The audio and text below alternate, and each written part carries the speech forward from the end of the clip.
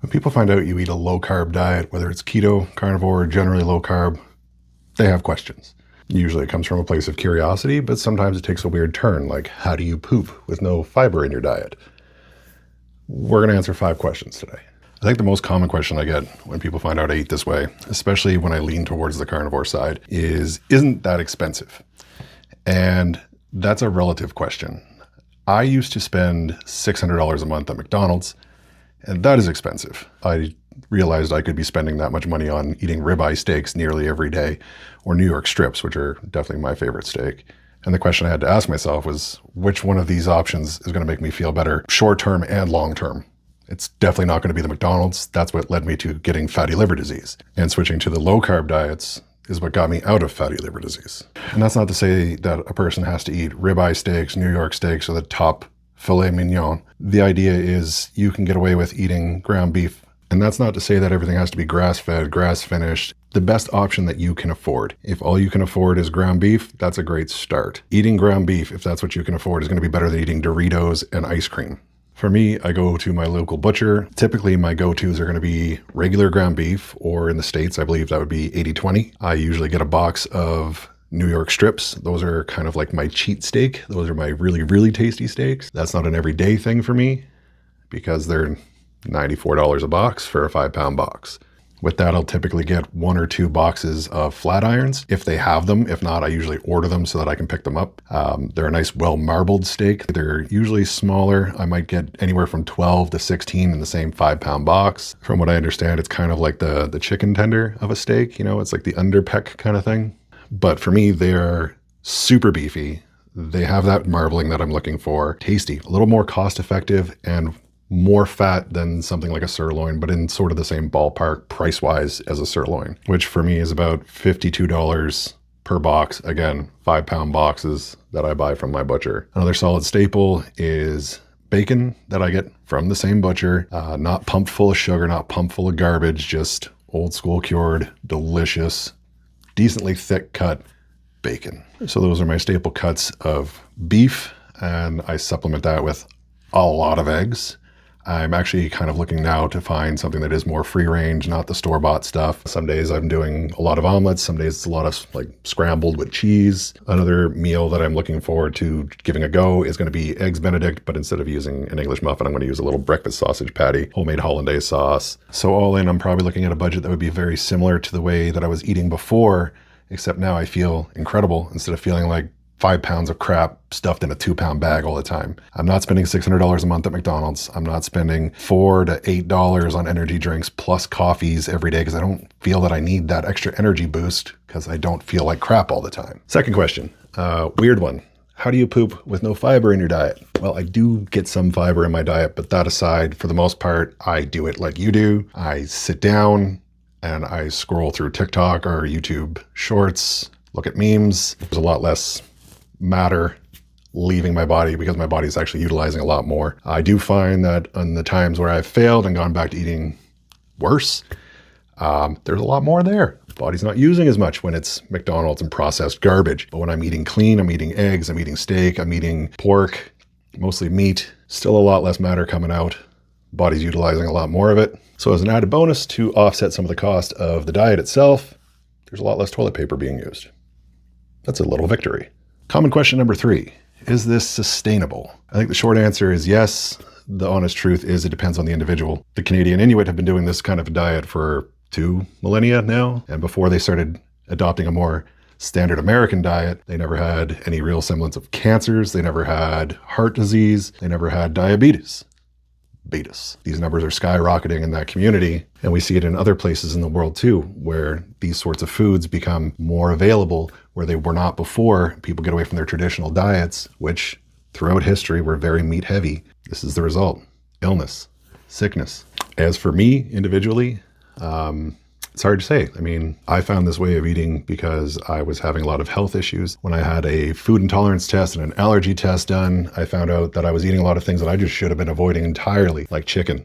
It turns out I'm allergic to chicken. I didn't think anyone was allergic to chicken, but this guy, chicken and rice, standard meathead meal. And as it turns out, I am both allergic to chicken and I have a rice intolerance, both of which were causing a myriad of issues. Heart palpitations, couldn't breathe through my nose for the better part of 10 years while I was eating this way. Eczema. I was left with essentially meat and potatoes, and I honestly just got sick and tired of making mashed potatoes, and I'm not a big fan of baked potatoes, so I felt like my options were fairly limited. I ended up thinking about doing the keto diet, which kind of evolved into doing more of a carnivore diet, which in turn sort of turned itself into intermittent fasting. All of these things just sort of happened. And a big failing point for me was I had a day on a Tuesday for breakfast. I ate maybe 800 calories and then I didn't eat again until late on Thursday night, and I wasn't hungry the entire time. And that honestly kind of scared me a little bit because I wasn't trying to lose that much weight. I'm actually trying to maintain my muscle mass. I'm not trying to go,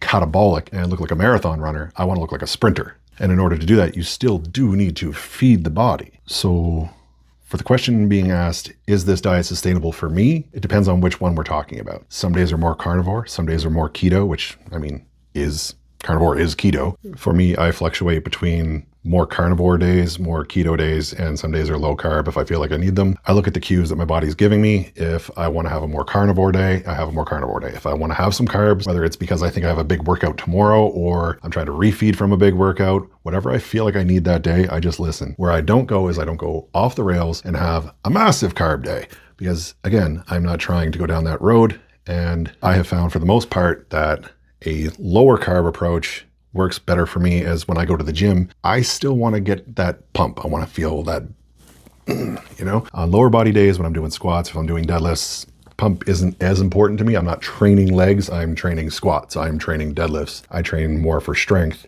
than I do body parts. On my upper body days, that's when I want to feel a pump. I want to leave feeling like King Kong. That's the whole goal there. So it depends on what kind of day I'm working in the gym. That usually dictates the kind of way that I'm going to eat that day. And even on upper body days when I want to pump and it is going to be a low carb day where I am having more carbohydrates, and then on the other days, it's still going to be, most of my carbs for the entire day are going to come right before the workout that are going to fuel that workout. And after that, I pretty much lean back into a carnivore style diet. It's very, very, very low carbs. I don't need carbs after my workout. I'm only trying to fuel the workout itself. All right, common question number 4 kind of ties into that. Do I ever miss variety? Yes, I do. However, I don't miss feeling like crap all the time. I miss cake. I miss eating shreddies. I miss pasta more than anything. But when I have those foods, I feel so terrible, it's just not worth it anymore. I haven't had chicken in 2 years.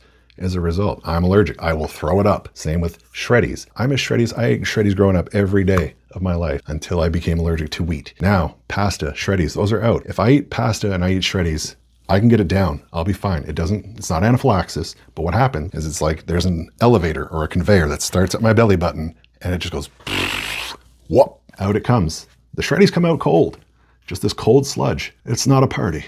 Sorry if that's TMI, but that's my reality now. I don't feel like I chose to eat this way. I feel like this way chose me, as dumb and cheesy as that sounds. I wasn't left with a lot of options. The options that I was left with, I didn't really care for. And I think a better way to look at it is you can't look at what you can't have anymore. You can only look at, this is the way that I have to eat now, or I have to deal with throwing up, and I have to deal with not being able to breathe through my nose. I have to deal with eczema. I have to deal with heart palpitations. I have to deal with all that stuff that I had before that has gone away. I feel incredible now, and feeling good feels good. It's like once you've felt good, you don't want to feel like crap, and you don't realize how much you feel like crap until you've felt good. So the answer is absolutely. I do miss variety, but it's not worth feeling like that again. And common question number 5, do you ever have cheat meals? I don't plan to have cheat meals moving forward because in the past, I have had cheat meals that turned into cheat days, that turned into 2 weeks of binging, going to McDonald's, getting back to my old ways and spending way too much money. Every time I'd go to McDonald's, I'd get the same thing. Supersized Big Mac combo with no onions, extra Big Mac on the side, same way. I wanted light ice in it because, there wasn't enough garbage going on, and 10 packs of ketchup because there wasn't enough sugar in the extra Coke that I got. $21.49 every time I went, and some days I would go twice. That's how you spend over $600 a month at McDonald's. That doesn't factor in any type of other eating that we were doing, but this is the kind of thing that I would fall back on. That one cheat meal, it would always be like, you know what, out of convenience, I'll just go today. It's fine. I'll just have McDonald's today. Then after work, I'd go again. And then the next morning, you know what, I didn't cook enough. I'll just do it one more time. And this turns into 2 weeks. Just this binging cycle, like a crackhead. So I think the answer to that question is, I'll ask you the question, would you offer a crackhead crack? That's what it feels like. It's my Mick addiction. There is no Mick patch. I just got to raw dog this thing into oblivion and I just can't go back. That's the reality of it. Now, am I going to have cheat meals? Yes. They're not going to be McDonald's. My cheat meals are going to be different. And my cheat meals might just be I'm going to have extra carbs. It might be the potatoes. I might do, I haven't had mashed potatoes in a while. Maybe I'll do some mashed potatoes. Because I know if I go to somewhere like the Keg, I love their mashed potatoes and they make a great steak. I don't often buy steak now because, I'm eating so much steak as it is, and I don't feel like spending $40 on a steak when $40 will damn near get me a box of steaks that I can cook now better than most restaurants. So these days, my idea of a cheat meal has changed. It's going to be something more like, I'm going to have a more expensive steak. That might be when I get the ribeye steak, just one. Or maybe the cheat meal is I make myself some homemade cheesecake. Just like a little itty bitty cheesecake. And that's the cheat meal for the day. It's a treat. It's whatever, the day before a big upper body day, get a little extra carbs. And I skip the crusty bottom. And just for the heck of it, we'll throw in a bonus one, a number 6. People sometimes ask me, is there any weird things that have happened, like weird side effects of this diet that no one talks about? Yeah, I can think of one. So I can honestly say, having changed a lot of things in my diet, I can't pinpoint any one thing, but since I've cut out a lot of garbage, I've eaten low carb, done the carnivore thing, done the keto thing, my feet don't stink as much. Growing up, my mom used to say that my socks could make odor eaters vomit. My wife used to make me leave my work boots outside, and I don't blame her because they were rancid at the end of a shift, let alone a double shift working 16 hours. I would have to bring 2, sometimes 3 pairs of socks, change them out. And if you took these socks and let them dry out, they would be rock hard as if you just pulled them from underneath a preteen boy's bed. Starched. Like the chicken, I think it was Bridesmaids said, like the bed sheet, you could snap it in half. Yeah, those are my socks. I don't know what was coming out of my feet, but horrible, horrible, horrible odor. It's no longer an issue. Like I can go and I can work a 16-hour day. I don't have to worry about my socks. I just wear 1 pair of socks to come home, my feet are dry. There's none of this odor that I had to deal with from before. Really weird side effect. Not all side effects are bad. So that's been 5 common questions that I get asked about eating a low carb lifestyle. A couple weird ones. Remember, you can choose to make time for your health or you're going to be forced to make time for your illness.